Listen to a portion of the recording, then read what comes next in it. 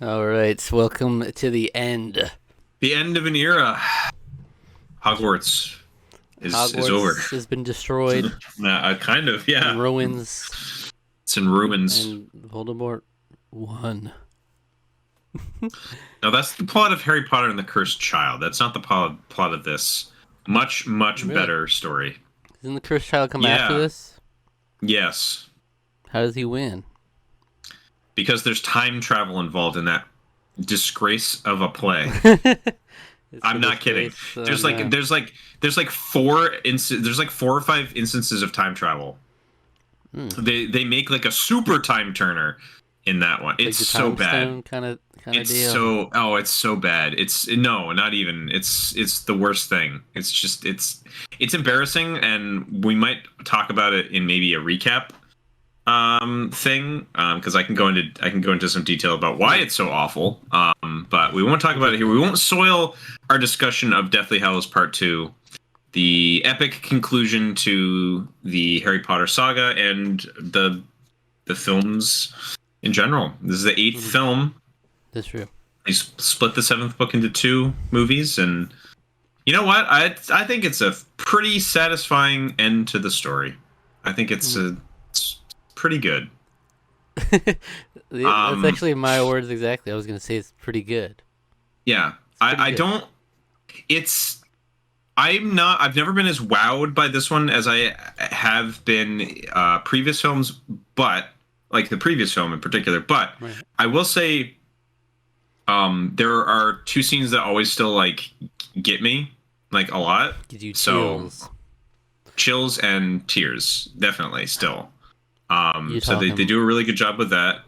Funnily enough, not the ending scene. I think in previous times I've watched this, I've cried at the last scene, like the 19 years later, but not so much this time. I don't know why. Maybe it was because I was thinking about Harry Potter and the Cursed Child and how much it just takes a dump on everything that's What does the wonderful and future beautiful even? What about does that the last future scene. even matter? Yes. Yeah, everything that's beautiful and wonderful about that final scene. So I tend to just think of that as it wasn't technically written by J.K. Rowling anyway. So Really.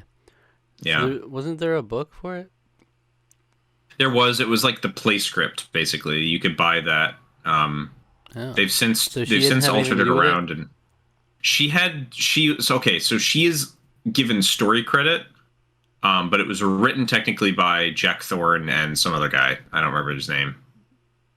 Well, but a So story credit. I mean, that means she was there. She knew time she travel was really well. involved. She was involved, but it's more. It reads like fan fiction, and it sounds like fan fiction, and I have little to no interest in ever seeing that play.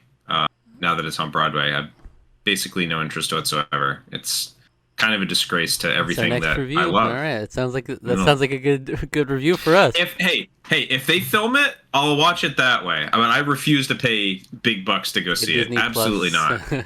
Harry Potter and Disney the Cursed Child. it'd be Warner Brothers, but so Yeah. it'd be on It'll be a HBO. Warner Bro extended streaming. But Warner Bros. X.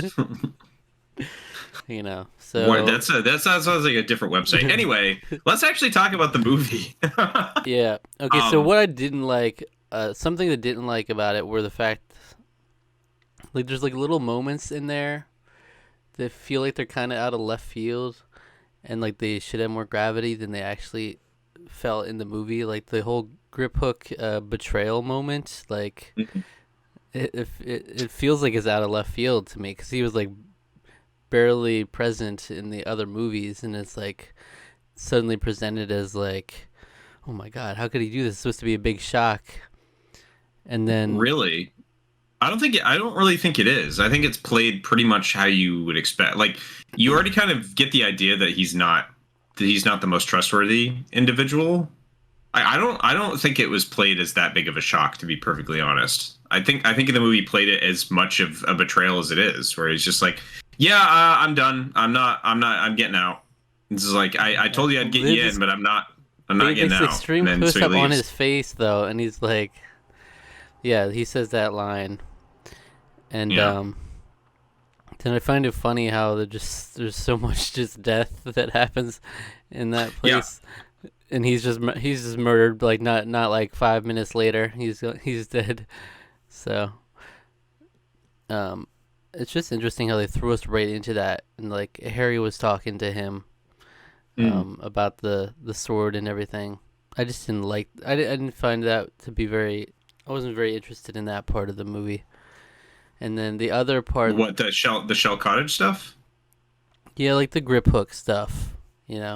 Oh, okay. I mean, he's in the movie for like 20 minutes, if that. Mm-hmm. He's dead by the end of the first like act, pretty much.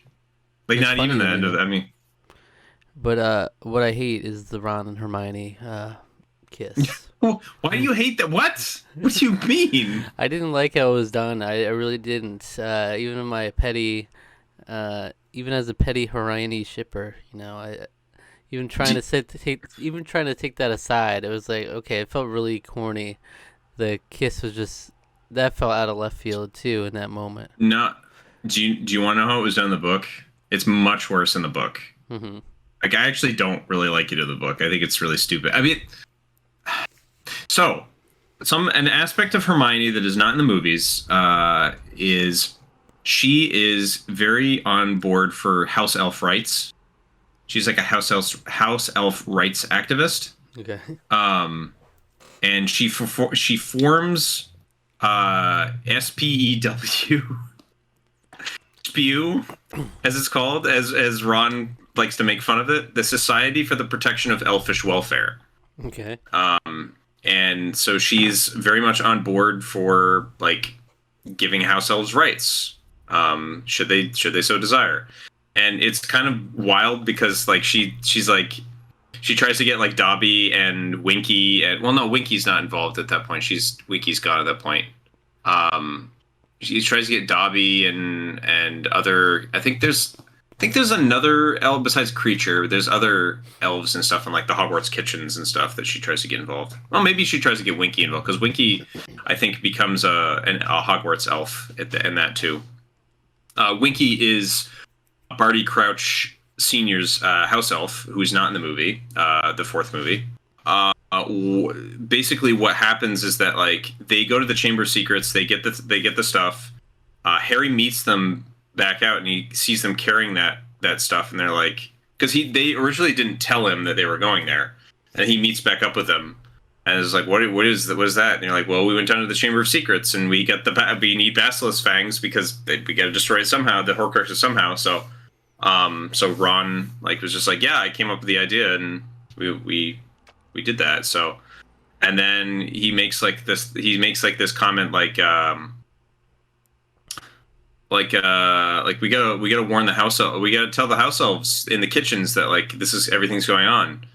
And Harry's like, what, you trying to get them to fight? And Ron's like, no, we try to get them out, we need to protect them. And then Hermione like grabs him and like makes out with him.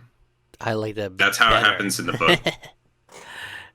This don't. did not work for me at all. I kind of hate it. So you like it in this movie? I honestly don't hate it, but it's like it is like, yeah, I kind of do. I mean, it works for the movie. It's funny. Like it's kind of it's almost like a comedic bit to a way. It's where it's it has not, comedic though. timing to it. No, but it is. It has comedic. That's a comedy shot. That's a flat shot of them doing that like that, and so it is like one of those ha and also awe moments, because it's like, oh, they finally did that. But it's also funny because it's like just after like the really dangerous thing happens, so of course they're gonna like embrace each other and kiss, because it's like, shoot, dog, we don't have much time left, or this could be our last chance at this point. So yeah, okay. I like it. I think it's funny and fun and sweet. I don't like it. And okay. it's that's because I'm a blind Hermione shipper. Yeah, you're her Heine. This is coming from a Raylo shipper. So, how about you quell your criticisms? Raylo, I do like Raylo. Yeah, a little bit. But what I said in the last movie was like, because I didn't remember exactly how things shape up. I was like, obviously, I know they end up together, but I didn't remember how it developed. And it turns out it really doesn't develop at all. from what happened last movie. They're just kind of they do that, and then they're roped together. The rest of the movie, they're just holding hands, and they're just a pair now. So I'm like, I didn't like that part of I it. mean, they literally just they literally just like went through like two harrowing escapes where they almost died twice.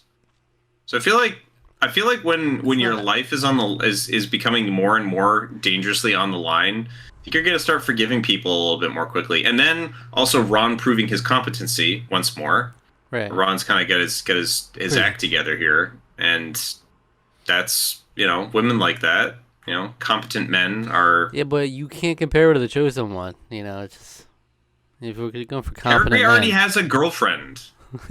He has Ginny already, and Yeah. has no interest in her Well, hiney, her the ship. hiney.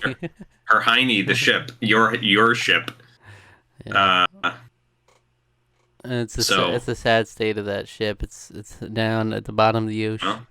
well, whatever. But they really were Well, fun. Ron can't exactly hook up with Lavender Brown anymore because we see a shot of her just like dead on the ground. So which is I didn't like even kind of notice that.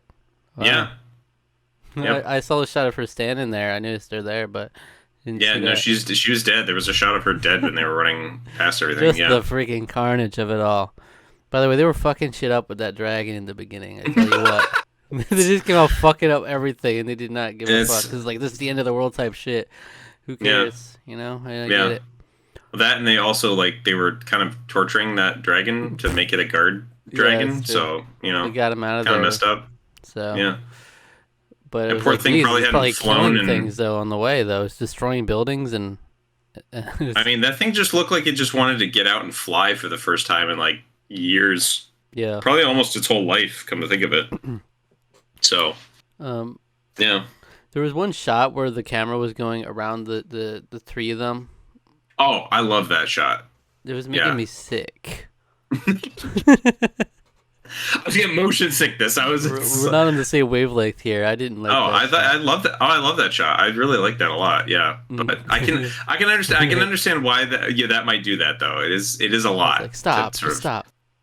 Like, I get it. I do like that in certain yeah, context, but a little visual flair. yeah. Um, Obviously, the big highlight of this movie, though, is the Snape stuff. Actually coming to a head and how they deliver Snape, that. Snape coming to a head. I like the. I do also like what they did with the conclusion of sort of Harry's relationship with Dumbledore, where Hmm. I love him talking to Aberforth. Is like, I was like, wow, like. Because he's like Aberforth's like, that's a boy's answer. A fool would say that. And then Harry just like stands his ground. And I was like, Harry has become a man. Yeah, you did. Like Harry is standing up to this grown man who's still bitter about his brother, reasonably so. They never got along after the death of Ariana.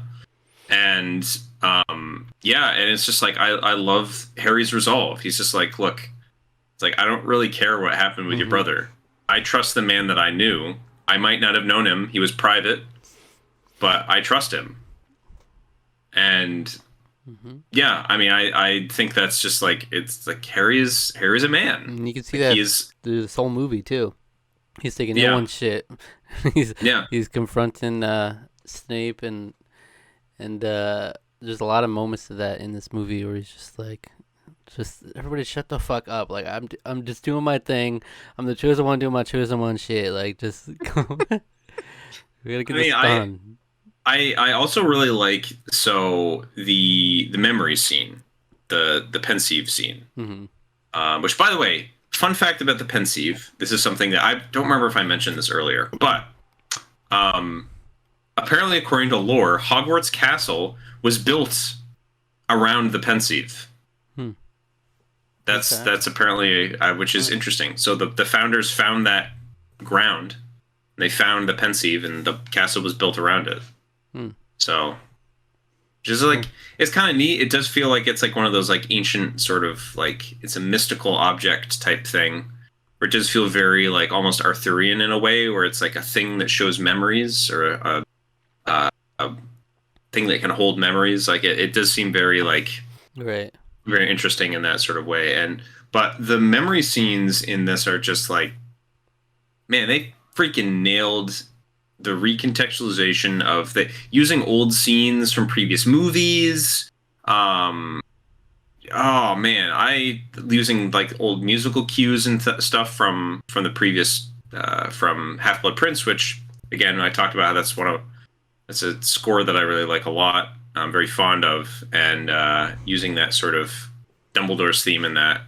But yeah, just delving into like Snape's entire motivation for everything was because of Lily, Mm-hmm. and I mean honestly, so him being at Godric's Hollow, total new thing for the movie. He was there was nothing about him being there, but like that's like one of my favorite changes that they made to him, like him going to the house and it's like Harry's crying and he's like sobbing over her dead body. It's just like yeah, very like it's what they did with that scene is so good. I love it, and I also love how the movie understands that it like you just were given a lot of information to have to reprocess everything, and Mm-hmm. so they give you that. Harry sits down. He doesn't just get up and move around. He sits down because he realizes a everything I knew about Snape is completely wrong, or completely recontextualized at least. And I now realize what I have to go do. I have to go die, and that's what Dumbledore's Right. been preparing me for, to die. And that's what Snape was going to tell me, more or less. Yeah. Yeah, and it's just like it's all of those. It's very like layered and complicated, and I love it. The Deathly Hallows as a story is so completing all of these arcs that started in 6 books ago. It's just Right. weaving in all these elements of the world. You get stuff about wand lore, and you get stuff about the Deathly Hallows themselves. You get things about just like general different world details. But at the end of the day, it's completing this arc of it's like a hero's journey arc, and Harry as for lack of a better phrase, Harry is a Christ figure. Harry dies, sacrifices himself to save the everyone else.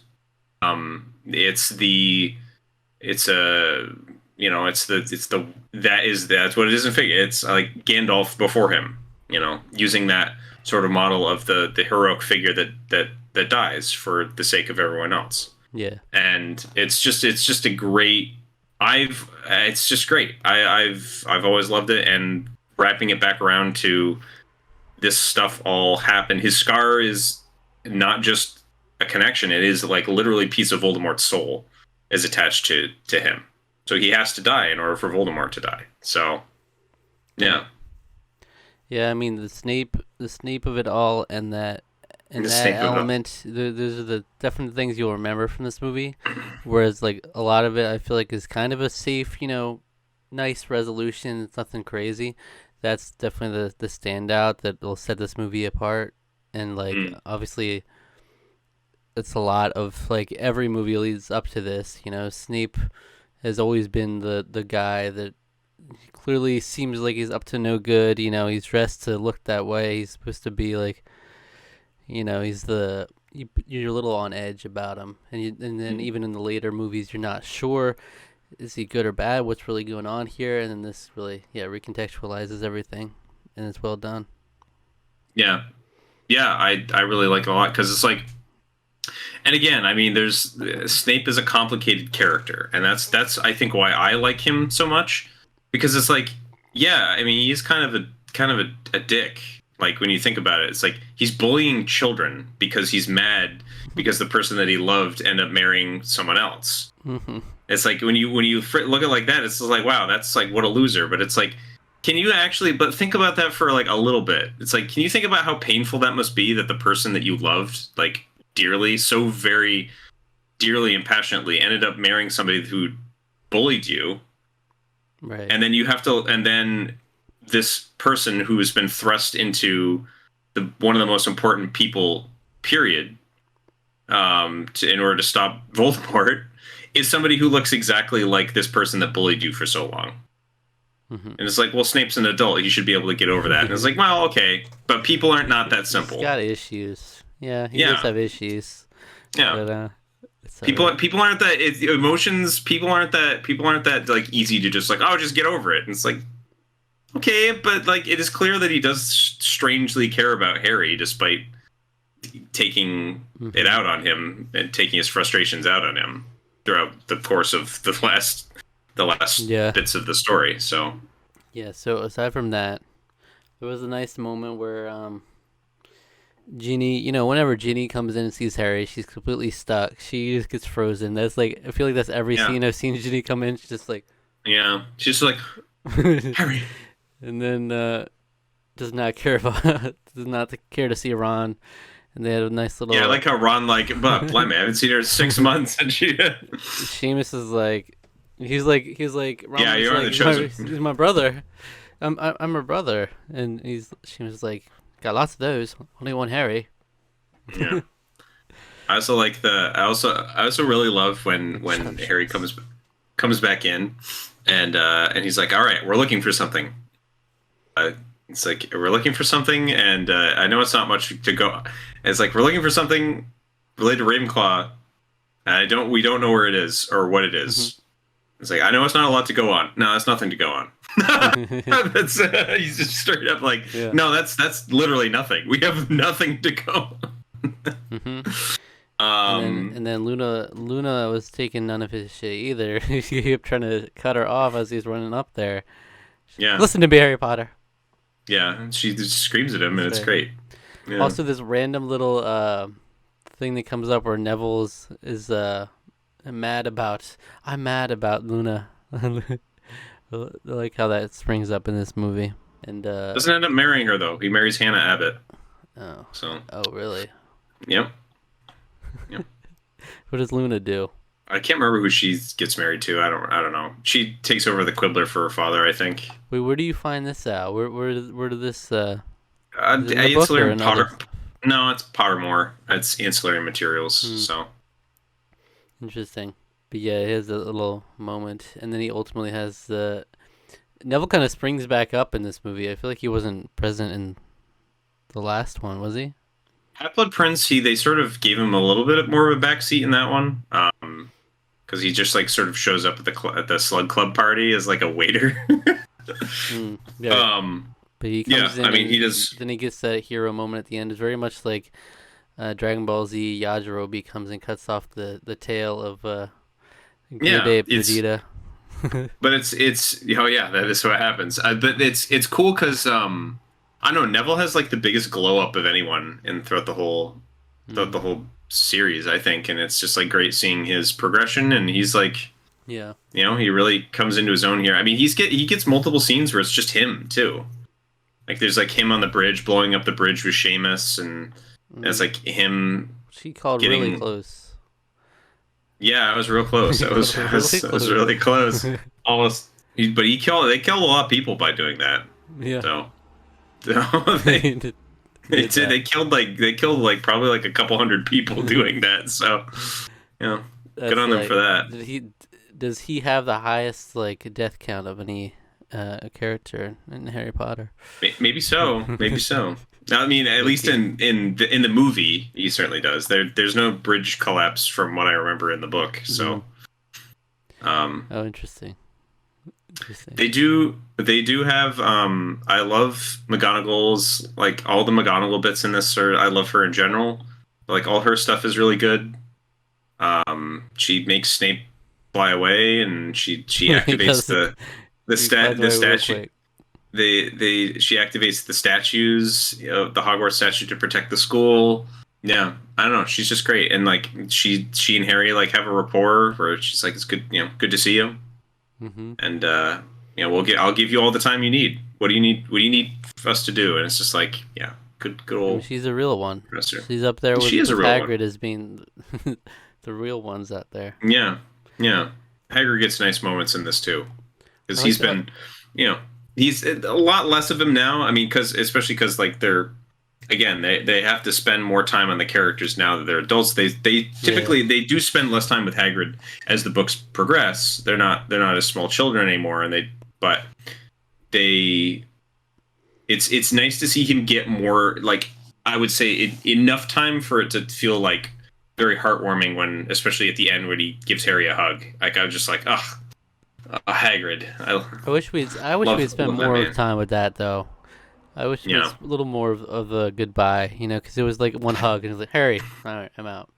Yeah, I do kind of feel like they might have just been trying to be like, we don't want too many epilogues. We don't want this to be Lord of the Rings: Return of the King, where we're getting four different endings Yeah. here. Maybe they were trying to do that, but I will say one of the one things that bugs me so there are some things that bug me too. Mm-hmm. One thing that bugs me, and I get why they have to do it because it's a movie. You got to make it exciting.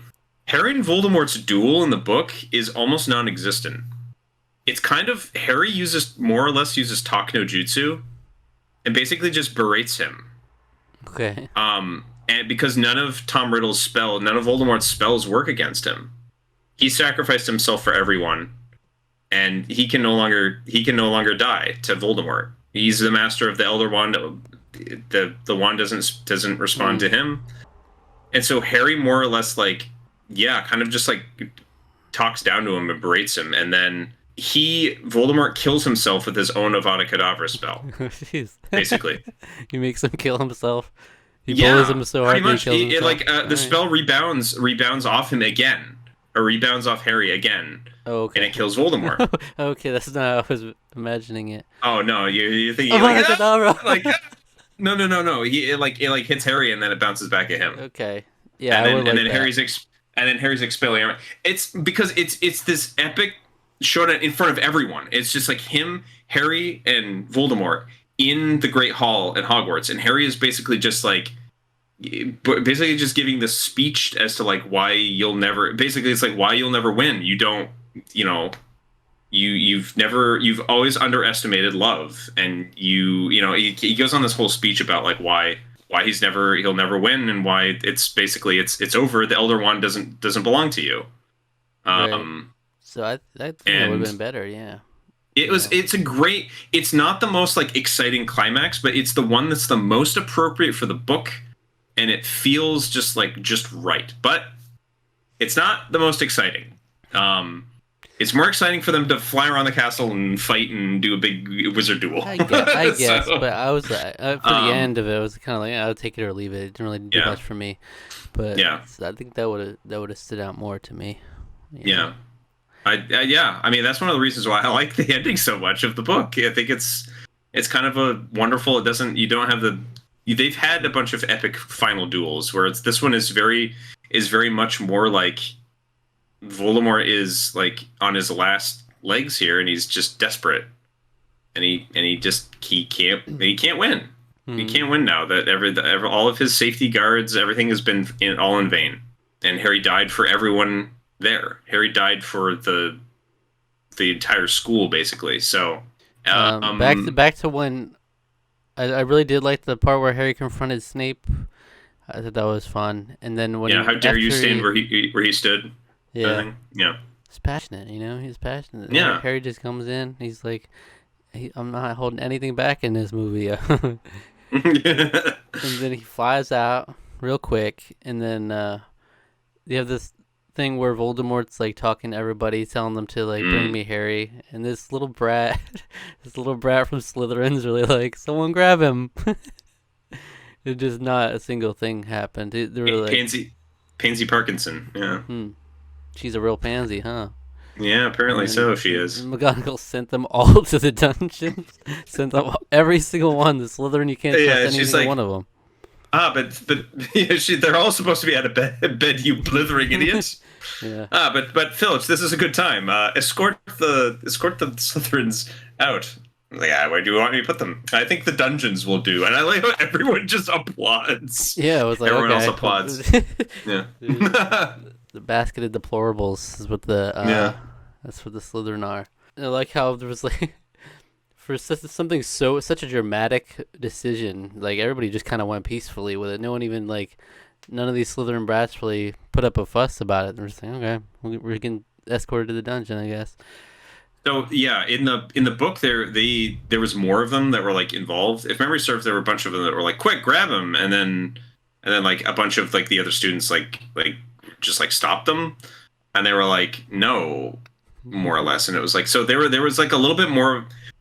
I don't know if it was like a more like pronounced scuffle because it was sort of brief, but I think there was like this idea that like all of the Slytherin students have been protected all year, because they're for the more or less they're all purebloods, so all of their families, if not necessarily all of their families, but like anyone who's a Death Eater who has a family who's like a Death Eater, their family, they more or less a protected class this whole time, and so they've not been beaten down like people like Neville, who was talking about how like, oh yeah, the Carrows, they were trying to get us to use the Cruciatus Curse on first years, but I didn't. I said no, and they did this to my face because I said no. Yeah. So that sort of thing, the Slytherins didn't have that sort of punishment because they're a protected class more or less by the people that were put in charge of Hogwarts for the year. So that kind of, I think, made people a little bit more like, yeah, we can get rid of them. We can throw them in the dungeons. It's fine. It was just funny. It was very funny how they presented it here, where it's just one girl says that. Yeah, she's just like, all right, send them all to the dungeons. Yeah, get them all out. I don't even want to parse. I don't even want to parse them out. They're mostly bad eggs. Just throw them in the dungeon. It's fine. like we don't even care how it looks at this point. But it's the end of the world type shit going on. Bellatrix's death, I thought was a little unceremonious for me. I thought they could have been done more with that. It's weird because like they keep the moment in the movie. Mm-hmm. That my like probably like a fan favorite line where Molly Weasley don't touch my daughter, you bitch. Mm-hmm. It's just like, whoa, Molly Weasley is like, oh my gosh. And then she kills her, but it's like it's not as like strangely violent. Because it's like kind of shockingly violent the way that she kills her. Okay. But she does kill her, but it's not like as like visceral, and we don't have like, I don't know. It is sort of done in a way that's like not really like overly ceremonious, but and it seemed kind of out of left field for the movies, at least, that like she would be the one to kill her in that way. Well, remember, she's the one that destroyed her house. Yeah, that's true. And yeah, that's true. It was literally just attacking her daughter. And but what does she do? What is her job? Molly Weasley? Yeah. She's a stay-at-home mom, basically. So I was confused. Why was she there? Is it because she's part of the Order of the Phoenix? Okay. She's like one of the last remaining members of the Order. She was so just like all the there Weasleys with McGonagall at one point. And I was like, why was she there now?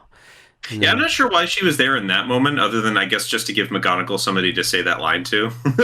Like I was like, she's just here now. I was kind of confused by that. Because she's one of the members of the Order, so she's there. Well, that's why it seems out of left field for me. I was like, why was she even there to begin with? But okay.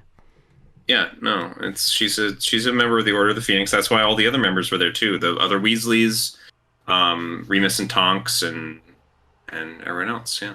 Mm-hmm. So Draco, here's our weekly Draco check-in.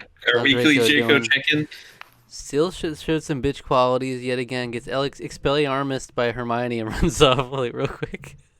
He's always got a moment where he's just like, he's so tough, and then he just runs away. Like, not a good look there. And then freaking, what was it, Goyle? I think so. Yes. He freaking Goyle, set the place on fire. Like he didn't know what he was doing with his spell. So I could have swore they actually mentioned what it was in the movie, but they don't. So that is Fiend Fire. Fiend Fire is, which is very strange to me that they actually don't use that to destroy one of the Deathly Hallows, because that's what destroys Rowena Ravenclaw's diadem in the book. So Fiend Fire is a spell that is extremely hard to control. Mm-hmm. Because as the name implies, it's a bunch of like giant creatures that are made of fire that just consume everything that they touch. So it's a very powerful spell, and it is something that can destroy magical objects like Horcrux, but it's even mentioned earlier in the book Deathly Hallows, where Hermione is like, or she even mentioned it there. She's like, "Oh yeah, that was one of the things that like can destroy those," but like I never brought it up because it seemed really stupid and dangerous, which it was, which is why Goyle died horribly. That was so fun. I found that so funny the way he dramatically like, falls back, reaching for his hair. Yeah. Like, wow, he died an absolute chump. He died. He did that to himself. What a loser. And like his whole existence, this whole series has just been like the freaking right hand chump to Draco, who's already the bitch boy. Like, that's a bad existence in this one. Yeah, it's too bad. It's too bad. He's dead. People casually die in this movie. Like, I feel like there was a couple of times where it's just like, oh, death, and we were like, carry on. But that's kind of what the like. That's sort of the point, though, because it's like this battle's going on. It's like that's sort of what like war it kind of is, where it's just like people are just dying left and right, and there's not, you don't get like a ceremony for everyone that's dying in the middle of a battle. Yeah. Like you don't get the most you get is when Voldemort actually relents and says, "Yeah, bury your dead. Like spend time, but send Harry to me, or else this just resumes at dawn." Yeah, that's one thing that I feel like I actually really liked about the movie personally, is that it does sort of feel like you're getting, it's almost like Whiplash. It's like you're getting like all these people that that we've come to know, like Fred dies, Remus and Tonks die, and yeah, I mean it's just like we're kind of not given much time to do anything, because it's like Harry can only do so much because he has this other task to do, and I feel like the movie gives an appropriate beat to each of those characters. Remus gets a little more because he then shows back up again as the sort of the apparition, the sort of final push that Harry needs to move forward and accept his fate. I mean, I'm not complaining. I mean, Goyle didn't deserve any more time than what he got. Oh well, yeah, no, well that for certain. Just found that funny, and then Harry goes and saves Draco. Of course he does. And then Draco saved his life. Technically speaking, it's a little bit of a. It's at least like Harry repaying the favor. Oh, him. To a degree. Yeah. But yeah, he has a couple moments. There's that moment where like Voldemort tells people to come over to his side, and he thought about putting his life on the line, but then his parents pressured him over, so he ultimately goes over there. But because Lucius Malfoy looks just done with everything throughout this whole movie. He's just like not in a good state. He's just like, we're getting out. I love the moment.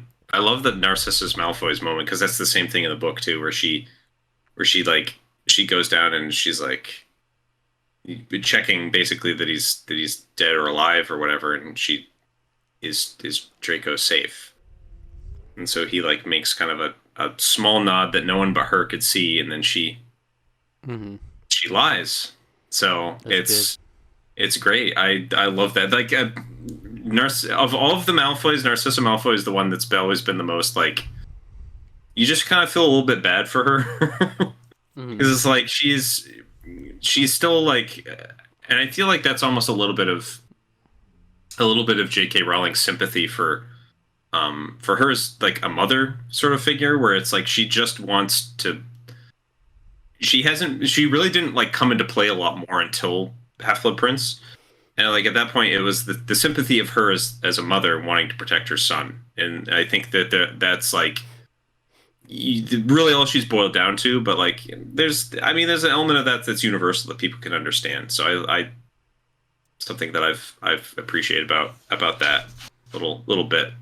Yeah, and then they're just kind of off into the sunset. It's just like they're out. They're out of here. Howdy. And then Draco, I will say, in the 19 years later, Draco does not age particularly well. He did.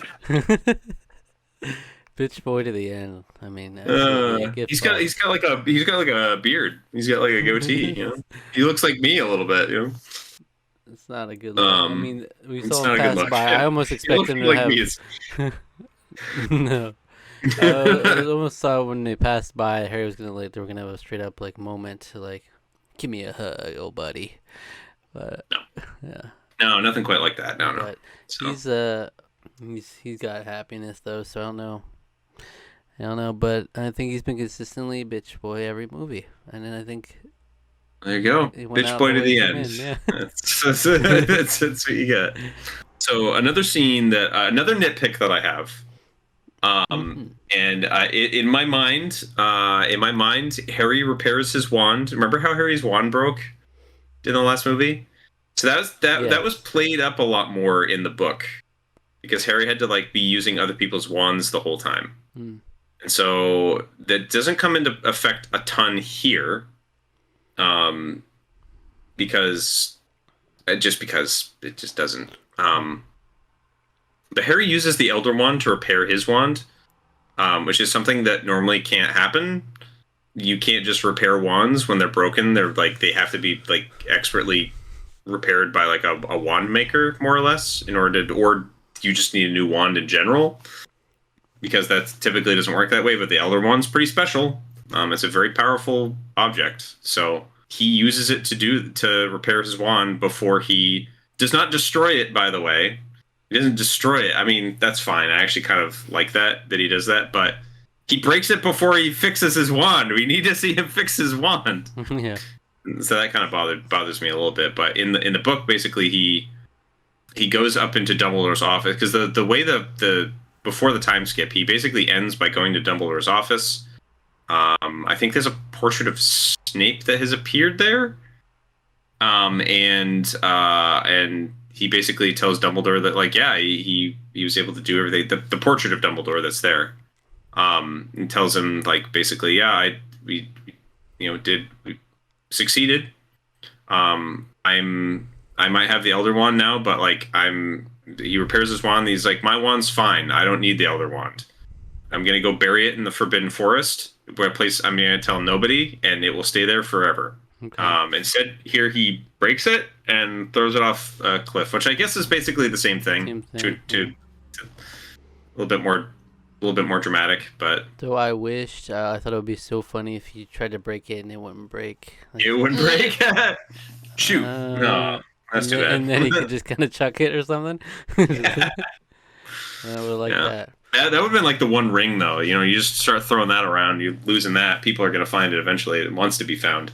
But I was like, So. I was watching someone's reaction to this movie too, and it was like, he breaks it, and he was like, it was like right after saying this most powerful wand in the world. He's like, oh wow, it's the most powerful wand in the world. The material is not much better though. Jeez, boom, break, gone. Get that out of here. It did take him quite a bit of force to do that, though. Granted. Yeah. Also, Snape it was a real violent death. Like, yes, the way he's just strike. Yeah, I actually like the fact that like we don't see like a lot of like the like tons of blood and guts and stuff. It's actually more violent that we don't. We hear it, and like that just makes it like more visceral and like feel worse. And if we for the saw audience. it, probably wouldn't look great. Yeah. You know, it's just the snake. Yeah. Probably wouldn't look as good, so it's a lot more effective that way. But yeah, I like that. Yeah. I like the fact that it was a classic moment where it's like Voldemort has to kill Snape because he is the one that killed Dumbledore, and even that Voldemort's wrong about. I like how that turns out in the end. All along it was just Harry's, but yeah, like you said, I would have liked to see that on display more in that final fight. You know, the fact that he was never gonna be able to beat him with it. But yeah. So that was an interesting moment too. Voldemort takes out Snape. I love that pretty much everything from the pensive scene on through King's Cross is, I think, probably my favorite part of the whole movie. I love all of that. Everything about like Yeah.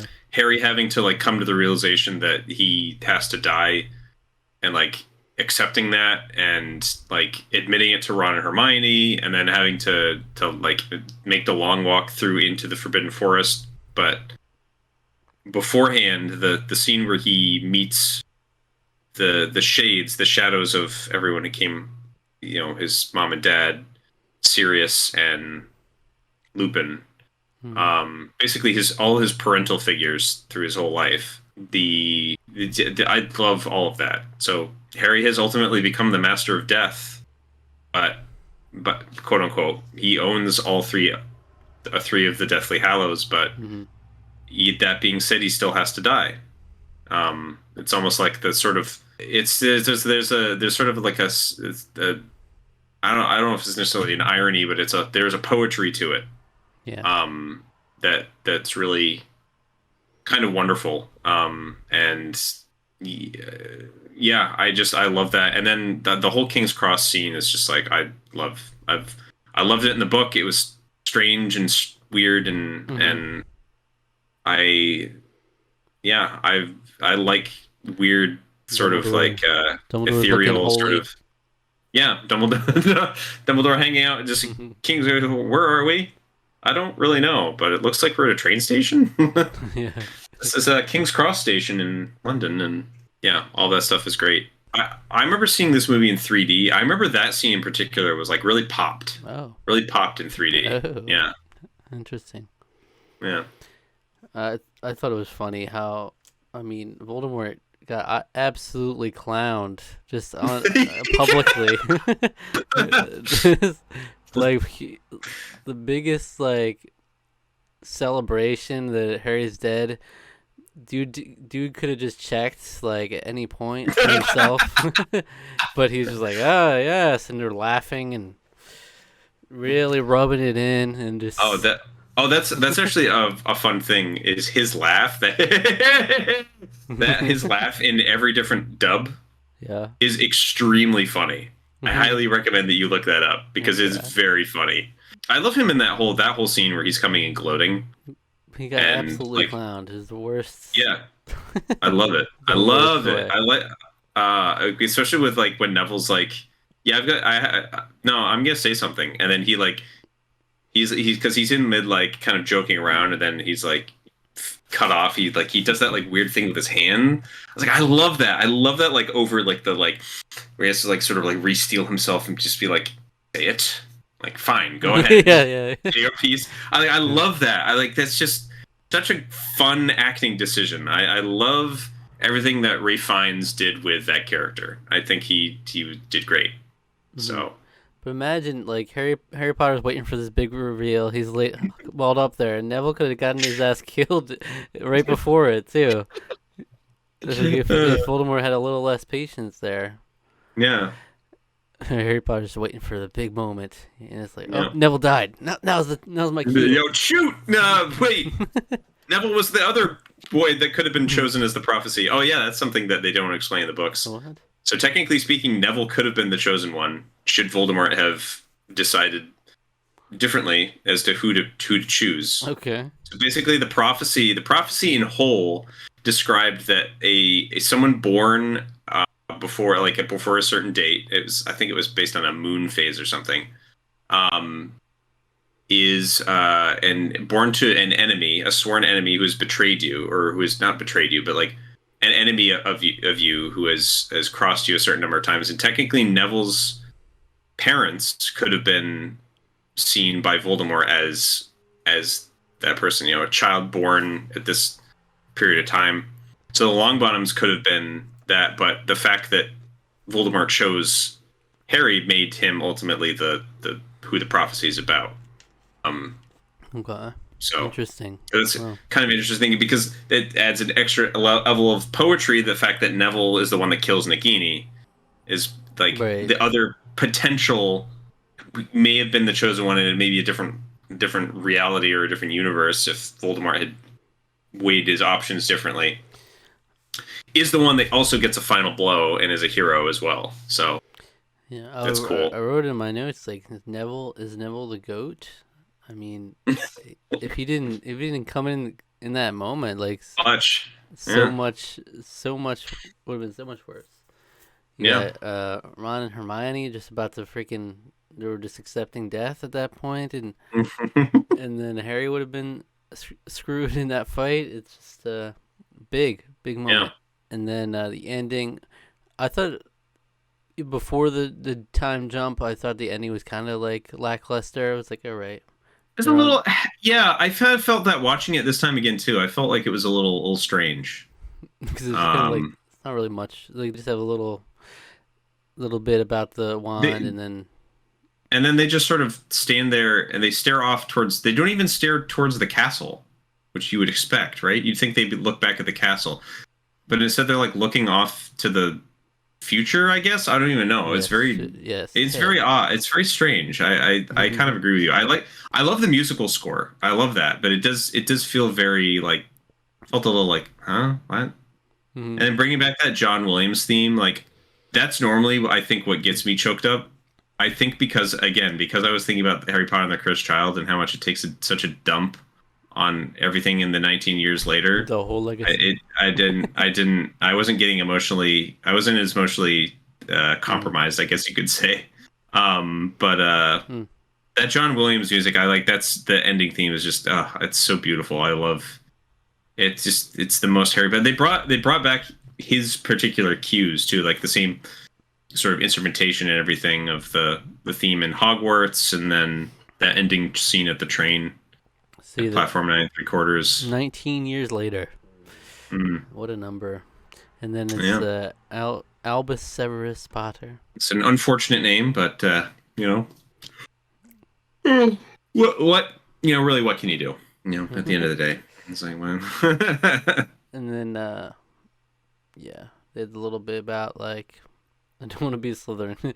Slytherin will never lose its reputation of just trash. You don't. No one wants to be a mm. Slytherin. If the Sorting Hat's really taking everyone to consideration, it's gonna be like they're gonna run out of Slytherins eventually. This trend. It's like no, Well, I Harry don't want to doesn't. be a Slytherin. Harry, I don't think ever tells anybody that except for Dumbledore and him. I think those are the only people he's ever Okay, like yeah. said that to. So But if you're adamant enough, and he'll listen, I'll be like, all right, whatever. You go to Gryffindor too. Just like 90% of people are in Gryffindor now. just like the rest. Just like this is really getting old. Yeah.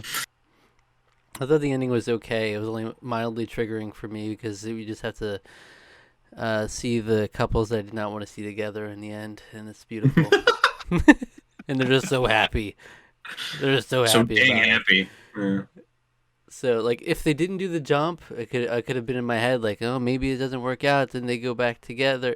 Harry and Hermione get together in the end. You're Have so my you're own so weird. Got Why my own I just own so fan fiction about it. But so headcanon yeah, it canoning could have been. canoning. That's exactly what I was thinking. I could have had my own head canon about it to try to sleep at night. But now Well, we know, at least 19 years later, it didn't work. It's not working out. yeah, Yeah. yeah, But it was just yeah. so beautiful for them. Mm, mm. All right. What score do we give Harry Potter and the Deathly Hallows Part 2? What did I give part one? Do you remember? A 9, I maybe? gave it a 9 or 9? 9.5. It was a 9. I think it was only Think it was a halfway 9. across the 8.5. Yeah, I think this is an 8.5 for me. I still think it's great. I really like it a lot. It's a great movie. I love it as a conclusion. I do feel it's not quite as good as its previous two films.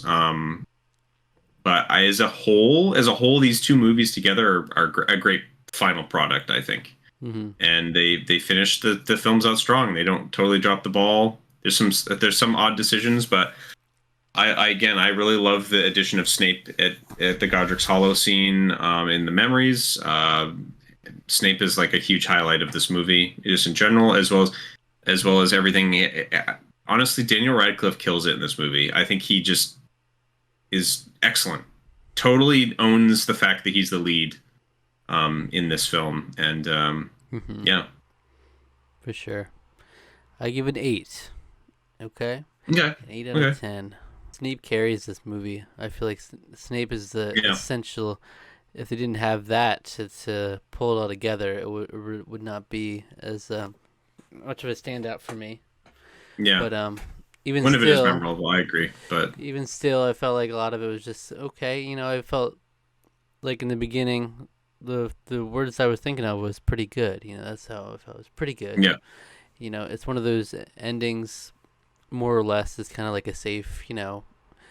It's not like they came in and ruined the movies with the ending. It's just kind of played it safe, and Mhm. it was all right. And it had moments like the Snape stuff, like the Dumbledore stuff that'll be memorable for sure.